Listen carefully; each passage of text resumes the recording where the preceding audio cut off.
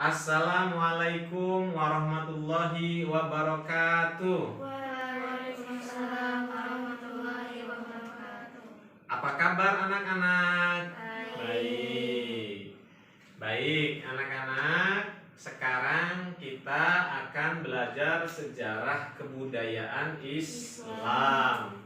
Baik anak-anak, sebelum kita mulai pelajaran sejarah kebudayaan Islam, kita bersama-sama membaca doa terlebih dahulu ya. Anak-anak, kenapa perlu kita awali dengan membaca doa? Karena kita berharap agar proses pembelajaran kita berjalan lancar dan ilmunya kita dapatkan terus kemudian bermanfaat di dunia dan di akhirat. Amin ya robbal alamin. Ikutin Bapak ya. Bismillahirrahmanirrahim. Bismillahirrahmanirrahim. Raditu billahi robba Raditu billahi robba wabil islami dina wabil islami dina wabi muhammadin nabiyya wa rasulah wabil muhammadin nabiyya wa rasulah. Rabbi zidni ilman Rabbi zidni ilman warzuqni fahman warzuqni fahman nafi'an. nafi'an. Amin Amin ya robbal alamin. Baik anak-anak, semangat ya. Semangat. Walaupun dalam kondisi PPKM, kegiatan proses belajar mengajar kita dibatasi, mudah-mudahan tidak memutuskan semangat kalian, tidak mematahkan semangat kalian dalam proses belajar mengajar. Ya, kita sudah tahu bahwa kondisi sekarang sedang terjadi wabah virus corona. Mudah-mudahan wabah ini segera cepat berlalu. Amin ya robbal alamin. Baik anak-anak, pada pagi ini kita akan membahas tentang sejarah kebudayaan Islam dengan tema Arab pra-Islam. Tapi sebelum Bapak membahas, menjelaskan tentang Arab pra-Islam, Bapak akan menjelaskan terlebih dahulu nih tentang pengantar sejarah kebudayaan Islam. Baik, sejarah kebudayaan Islam. Anak-anak, ada yang tahu artinya sejarah? Sejarah adalah kejadian masa lalu. Ya, anak-anak, kenapa kita mesti belajar tentang sejarah kebudayaan Islam? Apa manfaatnya belajar sejarah? Buat apa kita belajar sejarah? Anak-anak, ada banyak sekali manfaat yang dapat kita ambil, yang dapat kita rasakan apabila kita belajar tentang kejadian masa lalu. Kenapa di dalam Al-Quran Allah menceritakan sejarah itu begitu banyak? Hampir 1/3 isi kandungan di dalam Al-Quran itu berbicara tentang kejadian masa lalu. Ya, ada kisahnya Bani Israel, ada kisahnya Nabi Musa, ada kisahnya Nabi Ayub, ada kisahnya kaum Ad, kaum Samud, Fir'aun dan lain sebagainya. Hampir ya 1/3 itu berbicara tentang sejarah kejadian masa lalu. Ya, itu menunjukkan penting sekali ya kita belajar kejadian masa lalu. Buat apa? Buat kita ambil pelajaran ya. Apa yang harus dilakukan, apa yang harus dihindari. Apa yang menyebabkan kaum-kaum terdahulu binasa, apa yang menyebabkan kaum-kaum terdahulu selamat dari azab. Itu kita bisa ambil dari kisah-kisah masa lalu. Begitu juga kita belajar tentang sejarah kebudayaan Islam ini nih, ya. Fungsinya adalah kita mempelajari kejadian masa lalu, ya, apa yang bagus, apa yang jelek. Gitu simpelnya. Paham?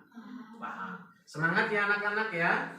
Ya, dengan kita tahu pentingnya belajar sejarah, maka sudah seharusnya kita semangat belajar sejarah kebudayaan Islam. Anak-anak, Siapkan bukunya, buka bukunya, siapkan alat tulisnya, catat hal-hal yang penting terlebih dahulu nanti ya dalam penjelasan yang akan Bapak jelaskan tentang materi Arab pra-Islam. Baik anak-anak, coba acungkan tangan. Siapa yang tahu pra itu artinya apa? Pra-UN.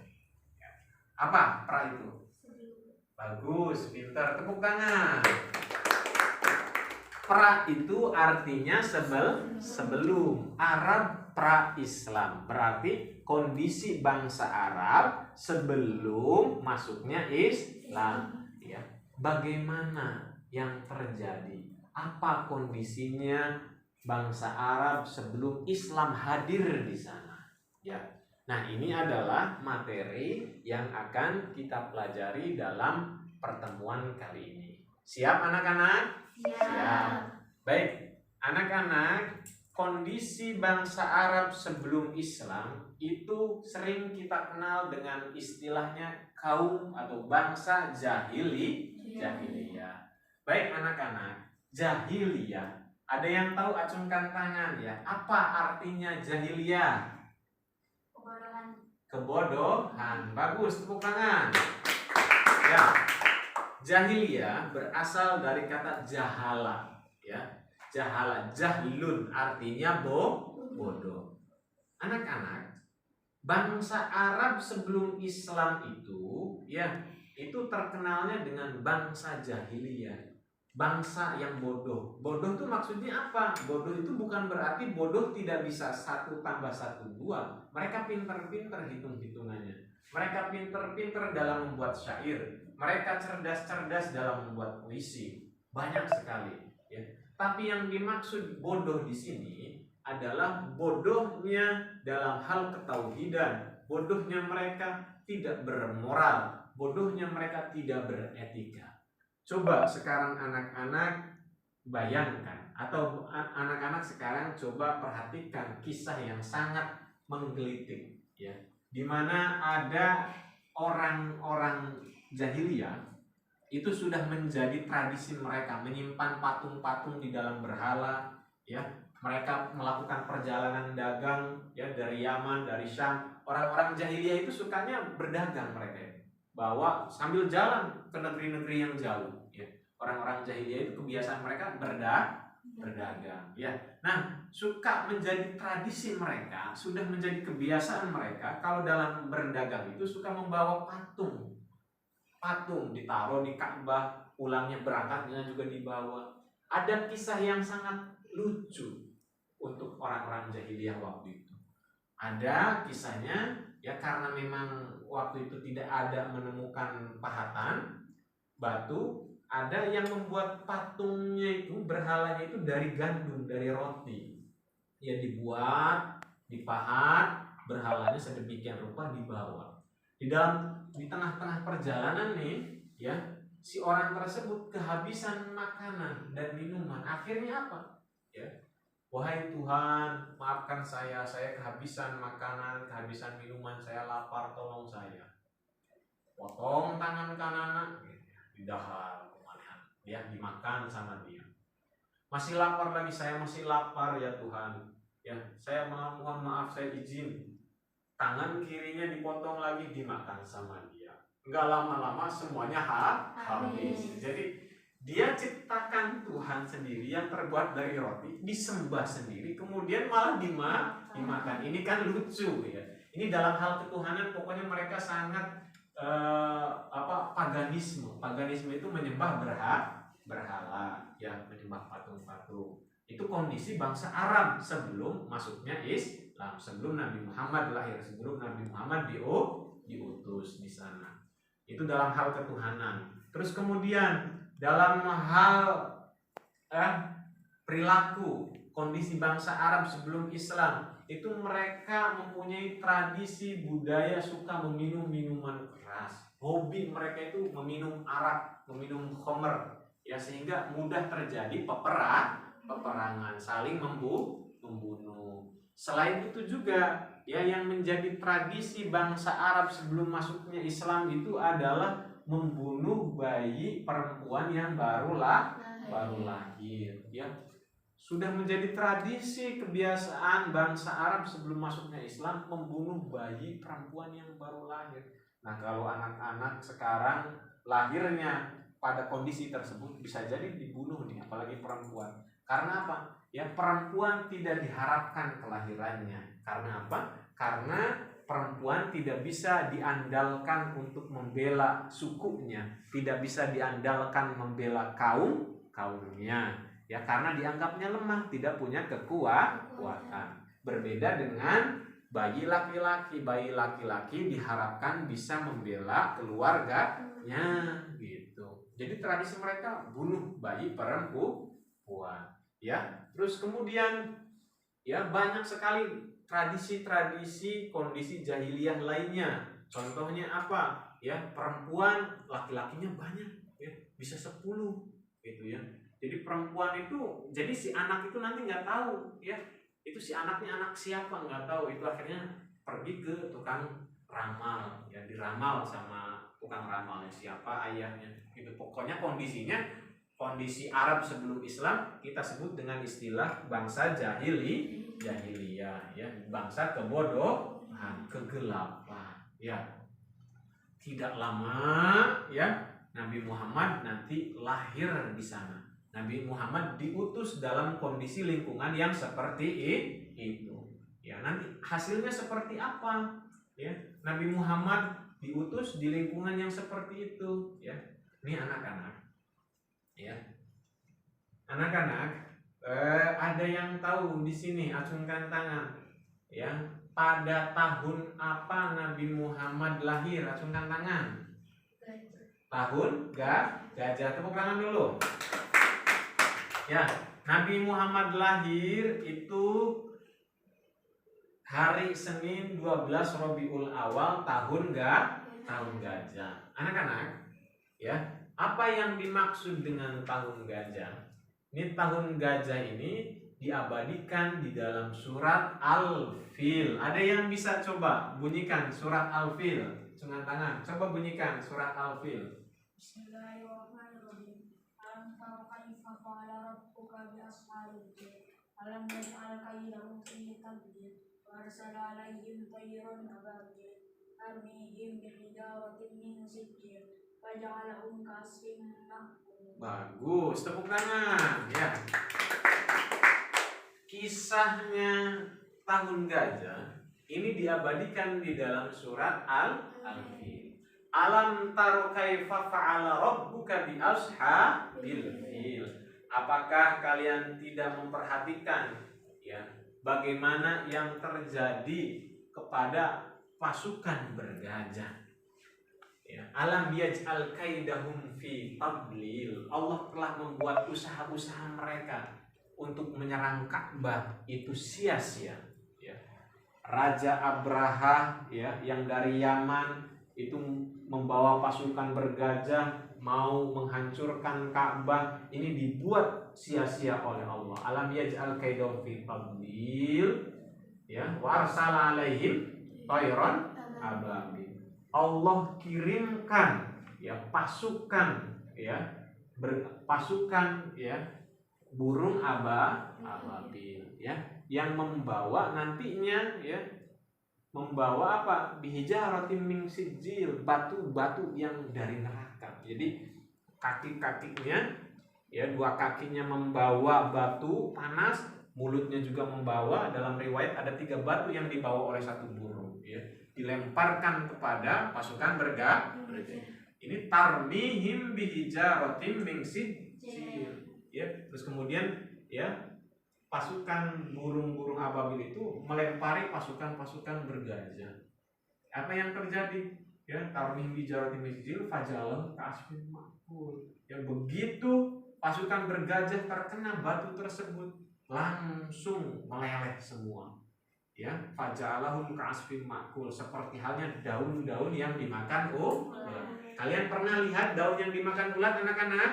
Nah, seperti itulah kondisi pasukan bergajah ketika terkena batu dari sijil, meleleh. Nauzubillahi min dzalik. Ya, akhirnya peristiwa ini disebut dengan peristiwa tahun gajah. Nah, pada tahun tersebutlah Nabi Muhammad lahir ya. Ya, manusia yang paling suci, manusia yang paling agung dilahirkan ya. Ya, dalam riwayat ketika Nabi Muhammad lahir, patung-patung yang tadinya banyak di Ka'bah ya, di dalam Ka'bah, ketika Nabi Muhammad lahir, dalam riwayat diceritakan patung-patung tersebut pada goyang dan pada jatuh, pada sungkur, semuanya hancur. Ada 360 patung pada roboh semua ketika Nabi Muhammad lahir. Dan ketika Nabi Muhammad lahir, ada yang namanya api Majusi, api yang disembah orang-orang Majusi, orang-orang Zoroaster. Ya, ketika Nabi Muhammad lahir, api tersebut padam. Ya, yang tadinya nggak pernah padam dihujani sama apapun, ya, disiram apapun nggak pernah. Tapi ketika Nabi Muhammad lahir, api tersebut padam. Ya, ini sudah menunjukkan sambutan dari alam semesta tentang kelahiran Nabi Muhammad. Ya, anak-anak, singkat ceritanya, nanti Nabi Muhammad itu kecil ya, kemudian menikah, sama seperti kita proses-prosesnya ya, nggak langsung ujug-ujug gede. Ada proses manusiawi. Nabi Muhammad makan, Nabi Muhammad minum, Nabi Muhammad menikah. Nanti singkat ceritanya, Nabi Muhammad diangkat menjadi Rasul ketika usia 40 tahun. Yang ayat pertama, wahyu pertama yang diterima oleh Nabi Muhammad, ada yang tahu ayat apa? Surat Al-Alaq ayat 1 sampai 5. Kita bunyikan bareng-bareng sama-sama ya. Bismillahirrahmanirrahim. Iqra bismi rabbikal ladzi khalaq, khalaqal insana min 'alaq. Iqra wa rabbukal akram, alladzi 'allama bil qalam, 'allamal insana ma lam ya'lam. Baik. Itu adalah surat Al-Alaq ayat 1 sampai 5 adalah wahyu yang pertama yang diterima oleh Nabi Muhammad. Pada saat itulah Nabi Muhammad diangkat menjadi nabi dan rasul. Di mana Nabi Muhammad mendapatkan wahyu tersebut? Ada yang tahu? Di Gua Hira. Ya. Nah, ketika Nabi Muhammad mendapatkan wahyu, otomatis Nabi Muhammad diangkat jadi nabi, jadi rasul. Ketika usia 40 tahun. Nabi Muhammad meninggal ketika usia 63 tahun. Berarti ada jarak selama 23 tahun tuh Nabi Muhammad berdakwah, ngajakin orang menyembah Allah, terus kemudian ngajakin orang-orang kafir Quraisy untuk beribadah kepada Allah. Masanya 23 tahun. Ya. Merubah kondisi masyarakat yang jahiliyah, yang bodoh, yang tidak beretika, yang tidak beradab, dikasih waktu 23 tahun sama Allah. Akhirnya apa? Sukses, berhasil. Apa yang terjadi? Idza jaa nasrullahi wal fath wa ra'aitan nasa yadkhulun. Ya, kamu akan melihat bagaimana orang-orang yang waktu itu berdatangan, berbondong-bondong masuk Islam. Ya. Semuanya masuk Islam dan berubah beradab semua. Yang tadinya tidak bermoral sekarang beretika. Yang tadinya tidak berpendidikan menjadi berpendidikan. Yang tadinya menyembah Tuhan yang berhala sekarang menyembah Allah. Waktunya 23 tahun dan banyak sekali pengikutnya. Coba berbeda dengan Nabi Nuh. Dakwahnya itu sampai 950 tahun. Dakwahnya Nabi Nuh. Tapi pengikutnya cuma 12 orang. Siang malam ngajakin orang untuk menyembah Allah. Cuma pengikutnya hanya 12 orang. Akhirnya Nabi Nuh lelah. Ya Allah, udah binasakan aja nih semuanya. Nabi Nuh dapat wahyu untuk membuat kapal. Nabi Nuh kemudian masuk ke kapal, ajakin hewan-hewan yang masih bisa diajak, ya semuanya diajak. Terus kemudian semuanya tenggelam. Itu Nabi Nuh cuma bisa ngajak 12 orang. Nabi Muhammad 23 tahun. Sekarang umatnya ada ribuan, jutaan, bahkan miliaran. Sampai sekarang bertahan. Itulah salah satu mukjizat kebesaran Nabi Muhammad. Baik anak-anak, sampai sini dulu. Ada yang mau bertanya? Acungkan tangan. Apa Cika? Kenapa disebut dengan zaman jahiliyah? Bagus. Ada yang bisa jawab? Mau jawab? Kenapa disebut dengan bangsa jahiliyah Arab sebelum Islam itu? Ya, karena waktu itu bangsa Arab ya sangat jauh dari nilai-nilai peradaban, nilai-nilai ketuhanan. dan jauh sekali dari nilai-nilai kemanusiaan. Ya, inilah yang dimaksud dengan kenapa bangsa Arab waktu itu disebut dengan bangsa jahiliyah, karena waktu itu perilaku manusianya jauh dari peri kemanusiaan. Coba bayangkan ya, anak-anak bayi yang baru lahir dibunuh, terus kemudian perempuan-perempuan tidak dihargai ya, terus kemudian pernikahan campur aduk, nggak tahu ini anaknya siapa, nggak jelas nasabnya siapa gitu ya. Itu yang dimaksud dengan jahili. Kemudian gampang berperang ya, satu sama lain itu mudah berperang. Baik, anak-anak, itu ya. Jadi Bapak simpulkan pada pertemuan kali ini, pertama tentang manfaat tentang sejarah kebudayaan Islam. Kita belajar sejarah itu sangat penting ya, belajar tentang kisah kejadian masa lalu biar kita mengambil manfaatnya, apa yang baik dan apa yang tidak baik untuk dilakukan. Terus kemudian tentang kondisi bangsa Arab sebelum Islam, kalian sudah bisa menggambarkannya ya, bisa ya? Kondisinya sangat jahiliyah. Terus kemudian nanti pada pertemuan selanjutnya kita akan membahas tentang sirah nabawiyah, masa kecil Nabi, kelahiran Nabi, kita akan bahas nanti ya secara detail. Baik, terima kasih anak-anak sudah menyempatkan hadir walaupun dalam kondisinya PPKM ya. Mudah-mudahan proses belajar kita tadi dari awal sampai akhir Allah memberikan keberkahan, amin ya robbal alamin. Ya, sebelum Bapak tutup pelajaran ini, mari kita sama-sama baca doa kafaratul majlis. Baik, ikutin Bapak ya. Bismillahirrahmanirrahim. Subhanaka Allahumma wa bihamdika asyhadu an la ilaha illa anta astaghfiruka wa atubu ilaik. Assalamualaikum warahmatullahi wabarakatuh.